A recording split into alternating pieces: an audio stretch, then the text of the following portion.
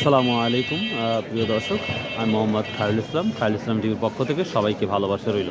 প্রিয় দর্শক, আপনারা জানেন নাজরুল বাজারে পাট নাই বললেই চলে, যেটা আমরা দেখি সচরাচর।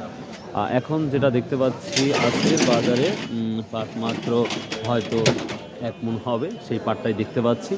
তার আগ মতো কোনো পাট দেখা যায় নাই। তো আশা করা যায় এই তো পাটের পরিস্থিতি নাজরুল বাজার, স্পেশালি রবিবারেও হাটটা লাগে।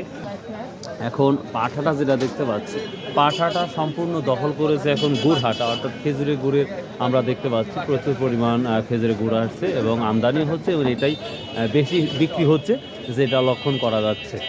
আর পাট নাই বললেই চলে এই বাজারে। তো আমরা পাট দেখতে পাচ্ছি চাষকর বাজারে পাটের পরিমাণটা অনেকটাই বেশি দেখতে পাচ্ছি।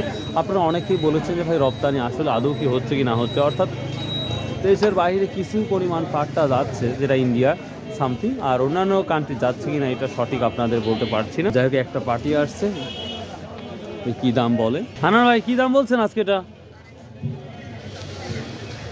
আচ্ছা ঠিক আছে, 3600 টাকা আমি বললাম, বুঝছেন? এই যে পাটের গায়ের দোষ। ও এই গায়ের দোষ থাকলে তুলনামূলক দাম কম হয়। হ্যাঁ হ্যাঁ, আচ্ছা, সর্বোচ্চ হাইটা কি দাম নিচ্ছেন? 37.5 38। 37.5 38 না? প্রিয় দর্শক, আমাদের হান্নান ভাই তো অলরেডি বলেই দিল, সব থেকে বড় ব্যাপারী যিনি নাজিবুরের মোটামুটি। তো যাই হোক, এই ছিল আজকের পাটের আপডেট নাজিবুর বাজার। তো বাই, আল্লাহ হাফেজ, আসসালামু আলাইকুম রহমতুল্লাহ। আর অবশ্যই কমেন্ট করবেন বাংলাদেশের কোথায় কি বাজারটা গিয়েছে, অবশ্যই কমেন্টটা করবেন, তাহলে আমি সন্ধ্যার পর আপনাদের জন্য আরেকটা ভিডিও মেক করতে পারবো। বাই, আল্লাহ হাফেজ।